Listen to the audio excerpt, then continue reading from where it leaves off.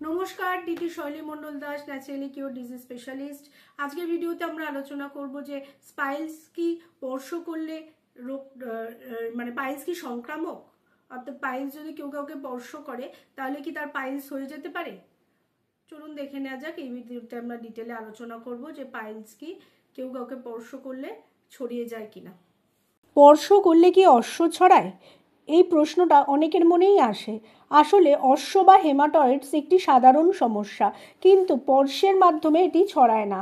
অশ্ব মূলত রক্তনালী ফুলে যাওয়ার কারণে হয়, যা চাপ, অস্বাস্থ্যকর খাদ্যাভ্যাস বা দীর্ঘ সময় ধরে বসে থাকার ফলে হতে পারে।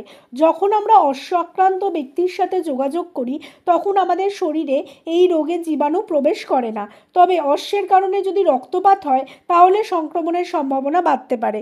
তাই অশ্ব আক্রান্ত ব্যক্তির যত্ন নেওয়া জরুরি। সঠিক খাদ্যাভ্যাস, পর্যাপ্ত জলপান এবং নিয়মিত ব্যায়াম এই সমস্যার প্রতিকার করতে সাহায্য করে। মনে রাখবেন, স্বাস্থ্যকর জীবনযাপনই অশ্বের বিরুদ্ধে সবচেয়ে ভালো প্রতিরোধ। ভিডিওতে আমরা জানলাম যে পাইলস সংক্রামক কিনা। আশা করি আপনাদের যদি কোনো ভুল ধারণা থাকে সেটা স্বচ্ছ হলো। ভিডিওটি ভালো লাগলে লাইক, কমেন্ট, শেয়ার করবেন এবং বেশি বেশি করে ফ্রেন্ডস আর রিলেটিভের মধ্যে শেয়ার করে দিন, যাতে তাদের মধ্যেও যদি কোনো এরকম ভুল মিথ থাকে সেটা যেন ভেঙে যায়। নমস্কার।